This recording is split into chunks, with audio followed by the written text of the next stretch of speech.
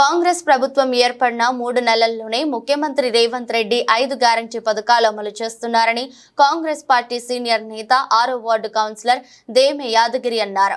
మెదక్ జిల్లా రామాయంపేట మున్సిపాలిటీ పరిధిలో కాంగ్రెస్ పార్టీ నాయకులు ఎన్నికల ప్రచారం నిర్వహిస్తున్నారు. మున్సిపాలిటీ పరిధిలోని 6వ వార్డులో కౌన్సిలర్ దేమె యాదగిరి ప్రతి ఇంటి వద్దకు వెళ్లి కాంగ్రెస్ పార్టీ చేపట్టిన అభివృద్ధి సంక్షేమ పథకాలను ప్రజలకు వివరించారు.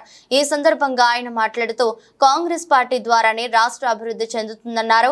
దేశంలో ప్రభుత్వం ఏర్పడితే రాష్ట్రానికి అత్యధిక తీసుకువచ్చే అవకాశం ఉందని కాంగ్రెస్ పార్టీ అభ్యర్థి మధును గెలిపించాలని విజ్ఞప్తి చేశారు.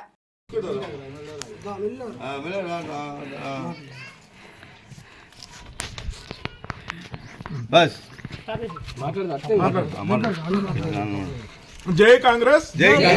ఈరోజు రామాయంపేట మున్సిపాలిటీలోని 6వ వార్డులో మరి కాంగ్రెస్ పార్టీ తరఫున చేతి గుర్తుకు ఓటేయాలని ప్రజలందరినీ కూడా అభ్యర్థించడం జరిగింది.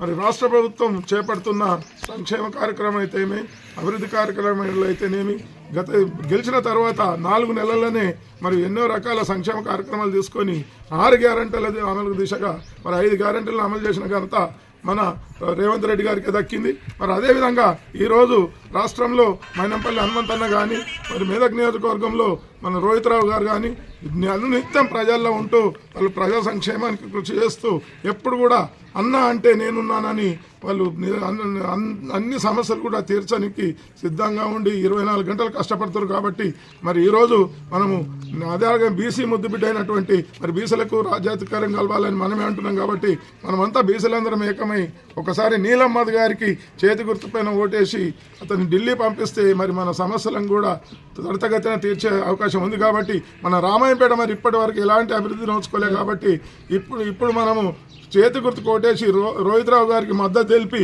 మరి అలాగే నీలమ్మద్ గారిని గెలిపించుకుంటే కేంద్రంలో కానీ ఇటు రాష్ట్రంలో కానీ 2 కూడా మననే ఉంటారు. కాబట్టి మరి ఈ 5 సంవత్సరాలు అభివృద్ధిలో అగ్రగామ దూసుకెళ్తామని తెలియజేసుకుంటూ జై కాంగ్రెస్.